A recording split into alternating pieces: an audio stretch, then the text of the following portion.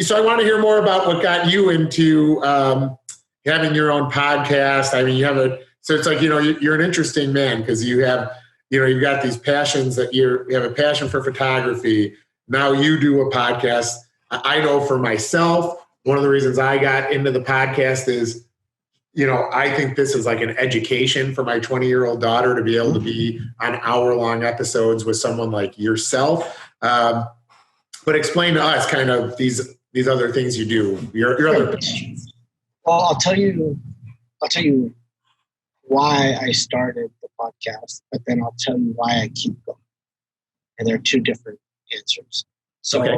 I started the podcast. Well, one, it's the old story where you wanted something to exist. It didn't exist, so you just created it yourself, right? So when I was in graduate school, and I was a recent grad, I thought to myself, like, where's the landscape architecture podcast, right? So I Googled it. I couldn't find it. It's like I do anything else, fuck it, I'll do it, right? You know what I mean? I had no idea what I was doing. This was in 2015, which in podcast years is like a long time ago, right? Yeah. And so a lot less resources, a lot less like support. And so I was just going around interviewing people with my iPhone, not preparing questions, just like, so let's talk, and it was horrible, right? And then I learned along the way, like, okay, you have to prepare, you have to be organized, and so what I got out of it initially was just kind of meeting really interesting people and taking understanding the human side of the designers, right? Because it's one-on-one, it's long form. But then what it morphed into was I have this amazing network. I mean, the people that I do business with, the opportunities that I've gotten, so much of it come from the podcast. I've got tremendous amount of work. I've got clients. I've got the opportunity to give a lecture at Cal Poly. Then that Cal Poly lecture turned into a teaching gig. Like some of the leaders in our industry, because we formed this relationship from doing the podcast, and they'll be flying into LA. They'll say, hey, I'll be in town. Do you want to grab breakfast? Sure. And so this network, I got to fly out to Florida. I got to fly out to Austin. I got to fly out to Philadelphia to go interview people. And that's fun, right? And then the next thing is, of course, I monetized it, right? That was very important to me. If I'm going to do this, I want to make money doing it. And I figured out how to do that, which is tricky because it's a niche industry. And so it brings in money. It makes a profit. And that way it's sustainable. And then the next thing is why I keep doing it is that the feedback that I get from people of how much it's impacted them hearing the stories and them becoming landscape architects because of the podcast and what they've learned, what they share. So it's so dynamic and multifaceted that it keeps me excited all of the time. And like right now, I don't, if it wasn't for you having a podcast and me having a podcast, I don't know, because right now, our last meeting, we were talking about maybe a business opportunity of us working together. Yep. I don't know how that would have came across if it wasn't for these two platforms. No, it would not have. And then taking these deep dives and kind of feeling each other out. We groove really well. We kind of have same ideas, and we can, our chemistry is good. And I don't know if that would have happened with a form over the internet, or I filled out 7 questions, right? Like, Yeah. So it's these like deeper modern connections. Yeah. No, I think that you brought up something that, when people reach out on, and give feedback on your podcast, but then we'll reach out on the website and tell you like how inspired they are by the things that we say. That's just things that we do every day. It makes you, it makes, I'm speaking for myself, makes me feel so invigorated, I guess, that, certain things that we're doing are uplifting to people. I mean, I've got a really close friend of mine that's gone through some stuff, and he's a great businessman. And I won't say his name, but he'll know I'm talking about him when he listens to it. And just to hear how much he enjoys the podcast and listens to it, it's like it feels really good that you're helping people do something that comes to people like us. Going back to what people kind of made fun of me for when I was younger. When I was younger and I was a union electrician, people would be like, Joe, you should get out of the electrical work and just get a radio show, because all you like to do is talk, and they would always throw a little jab in there too. Saying I was ugly too, so I can't do TV, but anyways. You look great. Oh, thanks. You look good. You're a good looking guy. thanks, Michael. So, but anyways, but the thing is, looking back now, I get to do something that I actually thoroughly enjoy, and people actually tune in to listen to it. It's pretty amazing, But one thing a lot of people can't do it. A lot of people wouldn't want to sit in front of this now in today's technology, computer on a Zoom call, but wouldn't want to do that, Yeah. So. One thing that's scary is that like our numbers are really good. We have like a lot of downloads now, and I just yesterday looked at how many people downloaded my episode, the one that I'm very vulnerable in, and I was like, oh, I don't want too many people hearing that story, So I try not to think about the like how many people are listening to it. Well, let me tell you, I was one of those downloads, and your episode is it's an amazing. It's one hell of an episode. So people that are watching this, you're going to be mad when I say it then, because you should download and listen to it, because it's pretty amazing. So obviously, I feel like we've kind of heard how you kind of made your way to where you are now. Or maybe you could elaborate if we're missing anything that gets you to where you are now. But then, what are some lessons you've maybe learned that have gotten you here, whether it be from an old boss or a mentor, because I mean, every one of us has had a job at some point, right? Like, so I mean, I know you're in the military and stuff, but kind of give us some background on that kind of molded you to be the guy sitting in front of us here today. Yeah, I mean, I think whether it be a job or military, anything. Yeah, sure. Here's a really good story. I love this story. And every good leader that I know has this quality, and I strive my best to implement this strategy as well. Okay, so I was in the Coast Guard, and when you're on a boat and you're underway in the middle of the ocean, if there's a fire on the boat, you're your own fire team, right? Because there's nobody else out there. Yeah. If you don't fight the fire, you're going to die, or you have to jump off the ship and be rescued. There's no way around it, right? So what they do is they train you to fight the fires, and it's pretty intense, right?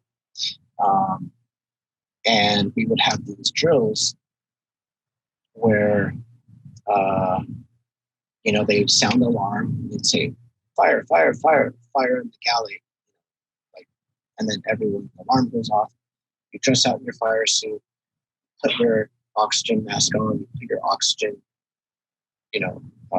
tank on your chest, and you pull it to activate. You simulate everything like it's a real fire. And what they do is in order to make sure that you're doing it well, is they make it like a game, and you have like different teams that compete each other. And if you want men or people to excel, you make it a competition, right? Because that's what people like, right? So you do this, like, you have these games on how to do it, and everyone takes it really seriously, right? Everybody wants to win, and everybody also realizes the consequences for not understanding how to fight a fire on a ship. Okay, so now that I've set the stage, I'll tell you where the good leadership came. So my friend sprained his ankle, and his position on the fire team was to be the number 2 hostman, which means that if there's a fire, this was an all-male ship at the time. The first hostman is the guy holding the hose, and the number 2 hostman is behind the guy with his forearm against his back, and he's his eyes, right? You're protecting him. He's just fighting the fire. You're doing everything else. You're steering him. You're making sure nothing's falling, right? So it's almost as if the number 2 hostman is the responsibilities are higher than the guy holding the hose itself. So my friend sprains ankle. We were going to do these drills, and they said, "Hey," they call me Toto because it's short for Todorán. They said, "Hey, Toto, we need you to be number 2 hostman." And I was like, "Sure, I don't know how to do it. You just give me a quick briefing. I'll do it," right?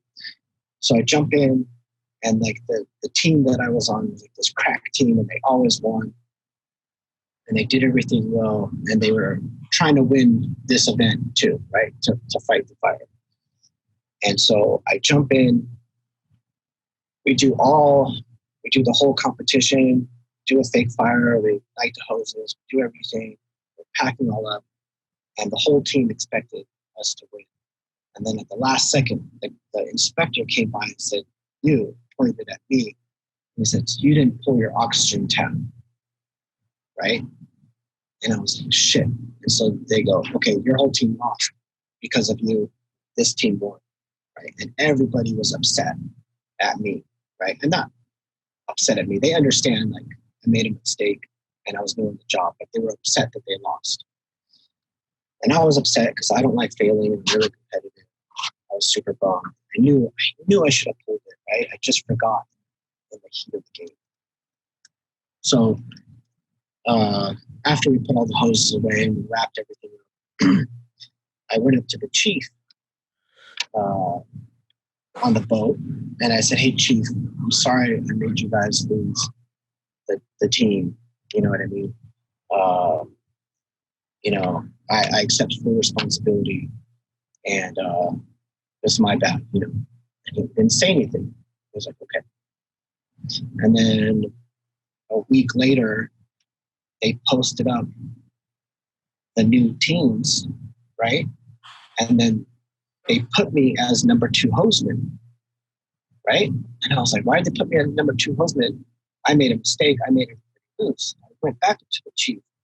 I said, "Chief," I said, "why'd you put me as number 2 hostman?" He looks at me and he goes, "Because you came up to me and you understood what your role was, where you failed, and you wanted to make it better. And I know you're not going to make the same mistake again." Right?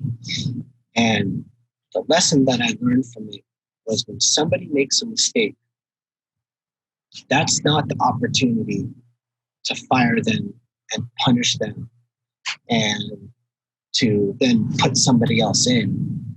That's the most perfect time to give them more responsibility.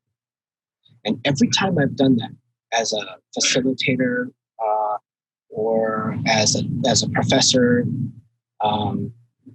anytime that I've done that, it's like people they puff their chest up a little bit, they feel a little bit more proud, they got some responsibility, and they own it, and they walk into it, and the next time that you have them present or that you show their work, they're like on it, like you empower them, right? And any any time I've been under good leadership, I always see that quality. And when I'm under bad leadership, I see them say, "Oh, you messed up, you're out." And now that person's defeated, and I'm not going to see you ruin them, but you've definitely not gave them the space to grow. That's good. That's good. Down hit. I'll think about that actually.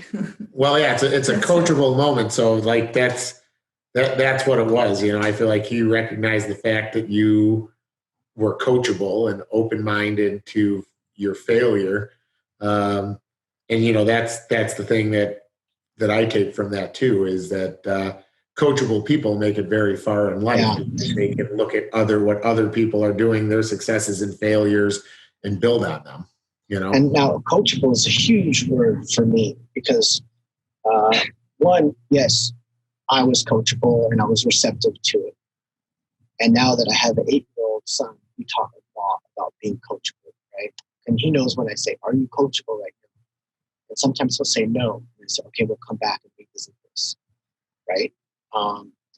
But I will say that in that scenario, if I wasn't coachable, but the leader still came and just pushed upon me more responsibility, those people most of the time fall into a coachable position, right? So I had this student, so I'm like, I can be a really tough professor, you know, and like I'll have a student, like right now I'm teaching over Zoom, and like they'll be yawning, they won't be prepared, and like all kinds of stuff. And I say, "Okay, I see you slacking." I say, "You, XYZ person, tomorrow or the next class, you are leading and you are going to be presenting and you're going to show your work. And now you just like put this responsibility on them. And then if they weren't coachable, they have to step up." I guess my thing is like making people step up is healthy and good and much more rewarding for everybody than punishing.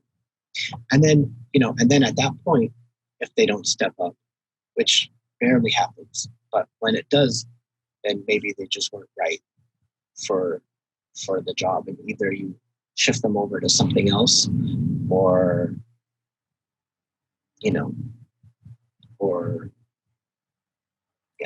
Yeah. Well, and I think what happens is like, so I think some people, I think what you do too in that scenario is you identify the people that when you put that harder or like kind of you're in the light scenario, like you're going to do this, you're going to be looked at. They're either going to respond well to it or they're not. But at least as leaders, we know, okay, this person works better over here in this case than in front of it. Like, so I look at myself. So I look at myself and my sister, Vicky. Okay. My sister, Vicky, is super smart woman. She runs a trauma unit for Loyola. She was always dedicated, would do her homework, and she could learn from homework. If you gave me homework in high school, I was like, what the fuck? All I was trying to figure out was who I was going to convince to do my homework for me. Like, that's the way it was, you know? But there's a few teachers that I had that realized that, and they used to put me in front of the class all the time. But those are the classes I would get A's on the test because they pushed me to do something in front of the class. So when I was pushed to perform in front of people, failure was never an option for me. I had to figure it out. So anyways, as I'm hearing you talk about that story, there was no way you were going to fail in front of that team of people and let them fail again. You know, some people respond well to that pressure. Other people they'd be crippled by that.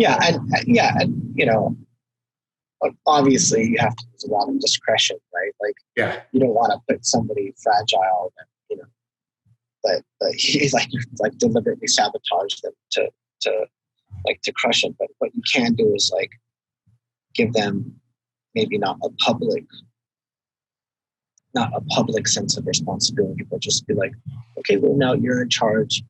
of this inventory, right? Or, I want you to make sure that that this is done, right? And then it helps them relate to you on a better level because they're like, oh wow, I see that you're responsible for 57 items and you're handling it, and I'm just now responsible for one, and I'm frustrated. I can only imagine what it must be like running a whole entire business, payroll, scheduling, like client, like outreach, all of that stuff. So yeah. So, Jules, you want to ask him about any health tips or? So I'm saying this because our podcast producer, when he posts all these things about Julia, it's always about getting the greens and the gains. You got to eat the greens to get the gains. Yeah, you do. So, all right, well, fine. What are your health and fitness tips? Because, well, I'm guessing they're going to be very different from yours. I'm hoping there's nothing to do with a deck of cards. But just to young entrepreneurs or people that are in the business to be able to have some of their own time to get away and just focus on themselves, kind of like your song. So kind of like what? Kind of like your beginning song. Oh, yeah. I love that question. So it's tough because like right now, like at this very moment where I'm at, for the last 3 or 4 weeks, I've been really bad about taking care of myself, about exercising or eating right. And it's really affecting me now, right? Because I've been so busy. I've got so many things going on. Like sometimes people can't even comprehend the amount of different projects that I got going. And they just like, and I've like let myself go. So I'm going to speak more on when I am taking care of myself and what I'm going to what I'm going to be striving for to how to get back into it, right? So when I am taking care of myself, well, I found that yoga is really good for me, especially with somebody that has PTSD. I'm 45 now, and I'm 2 of my friends at the same age have hernias. One of my friends, passed a kidney stone. So I'm like, okay, I'm kind of at that age where, like you can have a heart attack, right? Like I'm not 22 anymore. So like flexibility is going to be really key. My biggest fear in life is to be hunched over. Like I don't know if it's an irrational fear, but that's my biggest fear. Like I want to stand up tall and confident, and I don't want the work to like wear me down.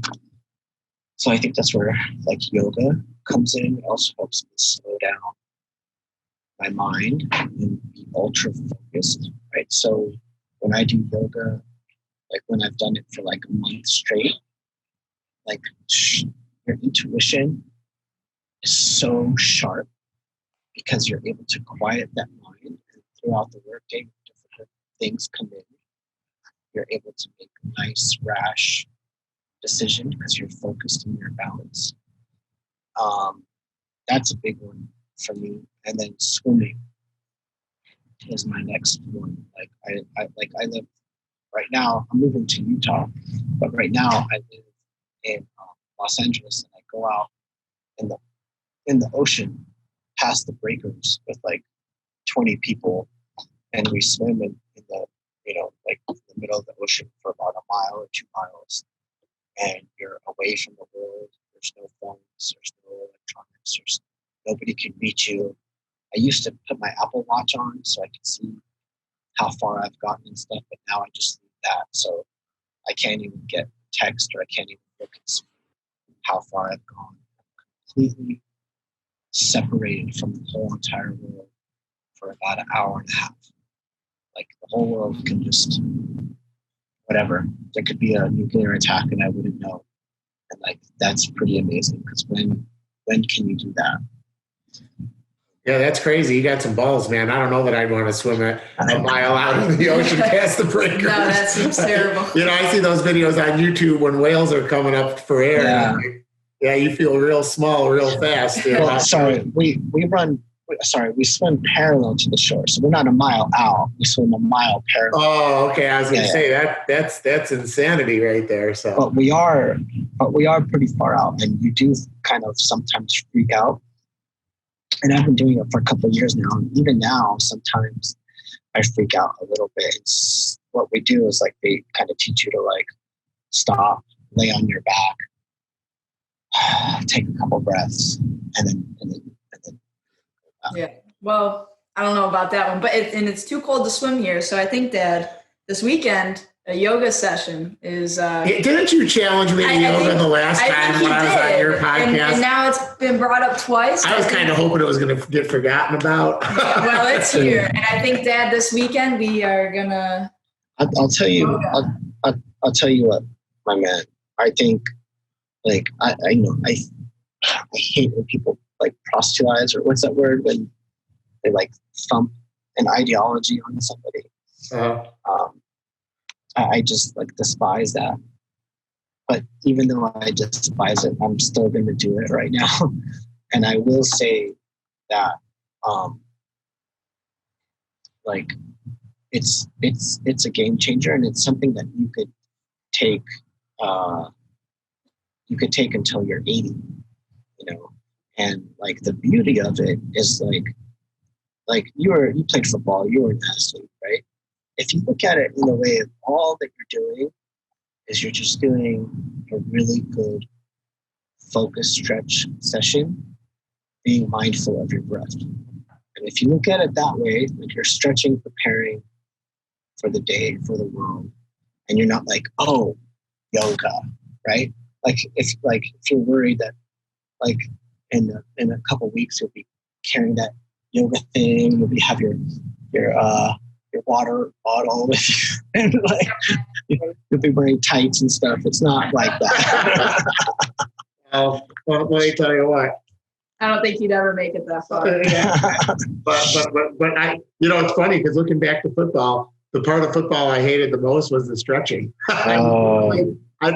I'll do the push-ups, the sit-ups, the running. Oh my God, the stretching. But maybe it's because I was looking at it from the wrong way. To me, the stretching part was what I had to do before I could start hitting people part. Oh, yeah. So, well, maybe we should do like combat yoga or something like that. Does that exist? Let's make it. It's like you stretch and then you like tackle the instructor. That's going to beat the shit out of, I guess, when you're done. I guess that's a whole other thing. I got some issues if I got to beat the shit out of something after yoga. But the way that I've heard it explained really well is because some of the MMA fighters and football players, like the manliest of men are doing it now, and what they're saying, it's like it's a fight against yourself, right? To hold a position like you'll see what I'm talking about. Once you get into it, you're like, holy crap, this is not good. This is really hard. And then how you feel after like a couple of weeks or a couple of months of doing it is okay, now I'm going to have to go do this. I will say I've never seen somebody that does yoga that looks bad typically. Yeah. So maybe I should start looking into doing it, So our round out question is, what do you want to be most known for as a person? What's your legacy? What do you want to leave, in people's minds for you? And that's a really hard one. Yeah, that's a big one. Yeah. Somebody asked me this question. I think this is an evolving question, right? So yeah. I think you've got to tackle this question as of right now. Not try to figure it out by what you're going to want when you're 60 or 70, just right now. Yeah. I suppose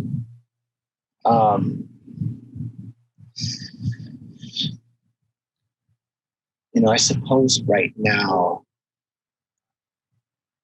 it would I'd like to be known for the contributions that I've made within my field and within like what I've offered creatively. So I, like that would be important to me, but that's so small in the big scheme of things that I guess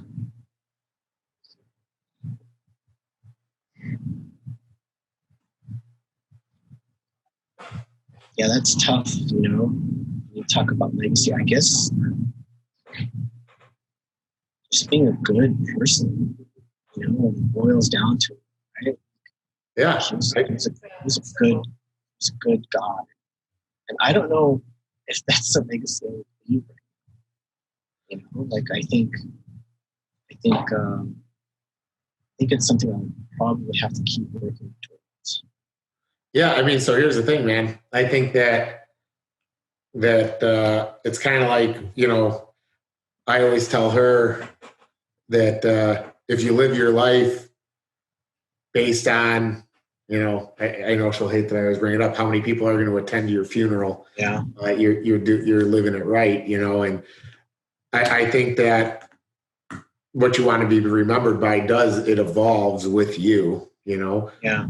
But, there is no right or wrong answer to this. It's kind of one of those get you out of your comfort zone type of questions, So yeah, I mean, one thing that I guess, if I may, one thing that I'm really proud of right now that I think would be a legacy piece for me is that documentary, right? And so it's like, if you want to look at it, it's superfiskyfilm.com. So super fisky, FISKY film.com, not frisky, superfiskyfilm.com.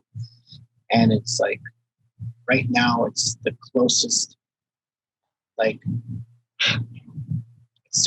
thing that I've been able to contribute that is my whole life's experience work, right?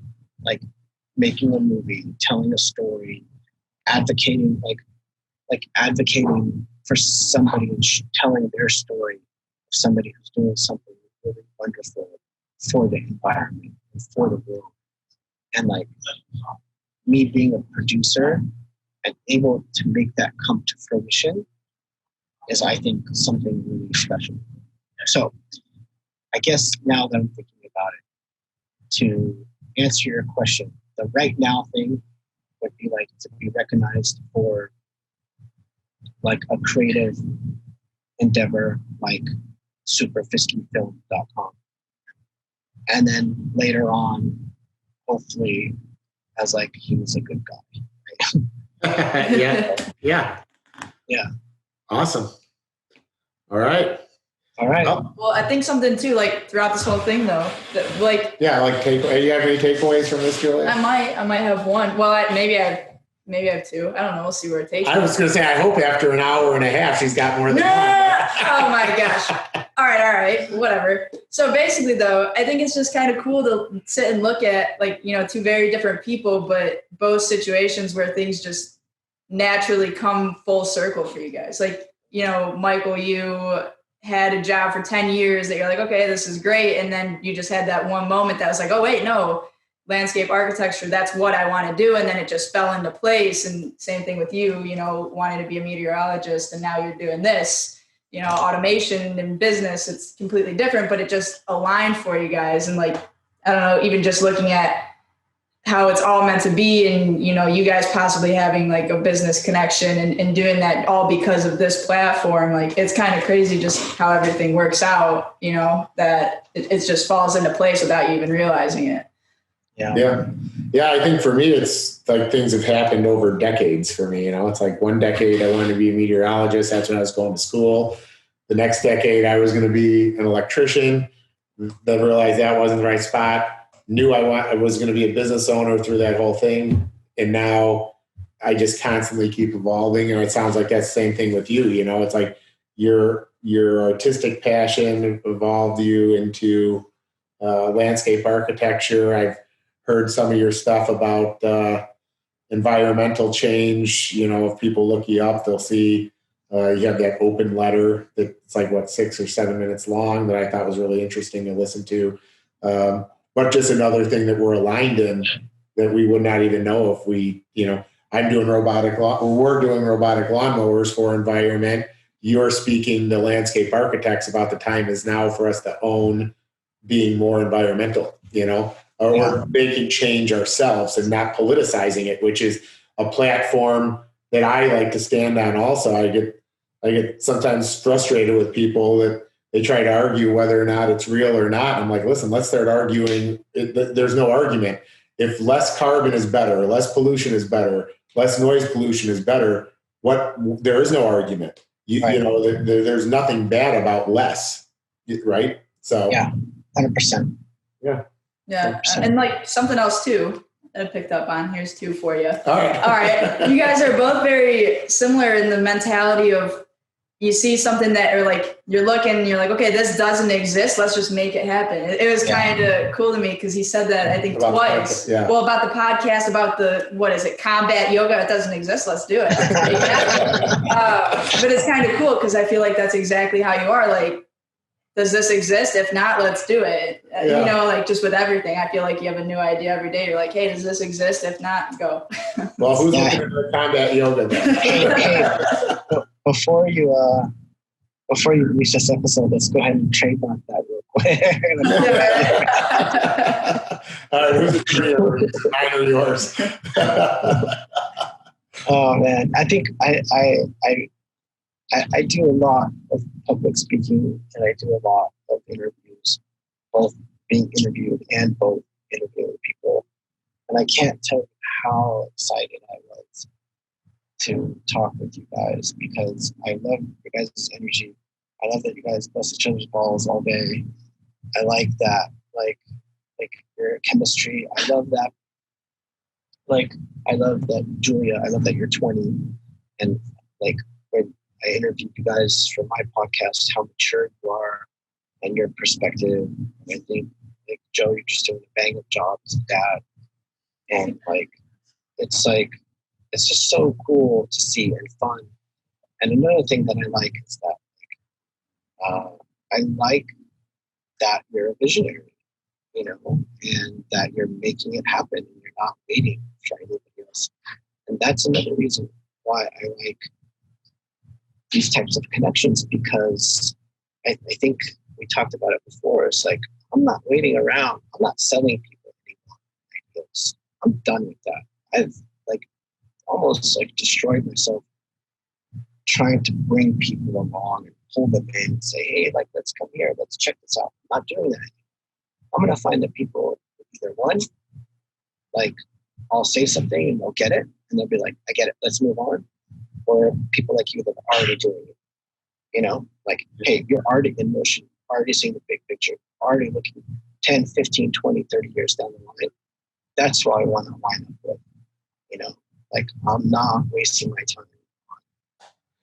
time. So another thing we're completely in line with, I couldn't agree more with what you just said at the end, where, I feel like I've wasted almost a decade of my life trying to pull people along.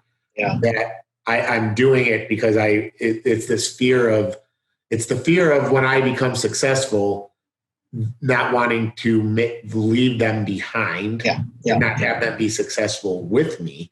But then you start to realize very quickly that that's probably what's keeping me from achieving success. Yeah. Is the constant questioning of why they don't get it. And it's what you realize is you're never going to get it. It's one of the things that I say to her, sometimes you just have to realize you're, 1 or 5% of the population, that you see things from a different angle, and you'll waste too much time convincing people of your vision. It's more freeing, is it, that once you discover that, right? And then now, you could be a visionary and you could be trying to tow 30 people barely get it, or you could align yourself with 30 other people like me. How much faster do you think you're going to get me where I want to go faster, and I'm going to get you to to where you want to go faster. And then we have 29 other people all, and if tell me a successful entrepreneur that's a hater. You can't. You can't find one. Yeah. Because they get it, right? They understand what you're doing and they understand the struggles. I find that entrepreneurs are some of the most helpful people and engaging, can take your ideas and manifest them so much faster than somebody who you have to sell them, right? Yeah. Well, it's something, going down that road of you made me think of it when you said, you have to drag 20 people across the line. And, on all social media platforms, it never fails. It's about once a month, you'll see, a meme of, boss with, they're pointing the finger and they're behind all the people getting shit on. And then you'll see a leader and they've got a toe strap and they're pulling 20 people. And it's interesting to me because I look at both of those and I think they're both horrible visual representations. Yeah, I agree. Because we now seem to live in a society where we classify a good leader as that person that's pulling the 20 people behind him. And we know we don't want the bosses anymore that are standing there letting the birds shit all over the people and they're sheltered by the shit. And I think to myself, what it really should show is kind of almost like a relay race where, you kind of you hand the baton to somebody else. You sprint a certain distance and then you hand it off to somebody else and then they sprint a certain distance. And that just continuously happens. And the difference is in my vision is I might get handed the baton again. Okay. And I'm going to sprint a little farther distance. I'm going to hand it back off. To me, that is my vision of a great team. Yeah. A great team of people. They have one race they want to win, but no one is ever standing idle. They're always waiting for that moment where somebody hands off a baton. That to me would be the most accurate depiction of a true a winning organization. Yeah. I love sports analogies. So can I expand upon that? It's funny because when my wife and I, when we were doing couples therapy, every time I had to understand what we were talking about, it had to be framed in a sports analogy, right?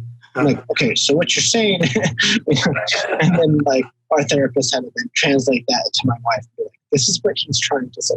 But if I was to do a sports analogy of what we were talking about in regards to leadership, I think the leadership is the water boy, or the water person at the table, and your team is out there working, and you run up and give them a cup of water, and you give them support, and hey, are you good? Oh, thank you. Okay. And you're watching everybody, just giving water to everybody and making sure that they're never thirsty and they have the tools that they need. And of course, there's some coaching in that as well, right? You're not just the provider, but you're also then moving people's positions and all this stuff like that. But, I think when you're in that support role is the best. And I think that's where I also lack to trying to strive for it. But as long as I keep that in mind, keep aiming for it. Okay. Yeah, well, and I think you bring up a good point because sometimes, it depends on the day. Some days, talking about sports analogies, I'll tell my general manager or my sales manager, or even I'll have team meetings and I'll say to people hey, who am I? Because I always like to relate to football. So I'm hey, who am I in the Bears organization? And I can't tell you how many people would go, what did you just say?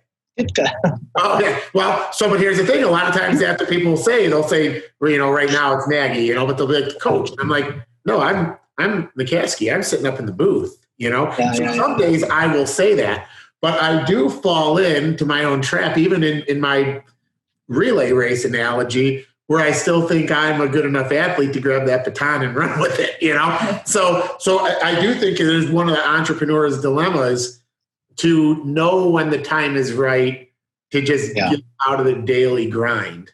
Yeah. To just say I'm just going to be the water boy or whatever, Yeah.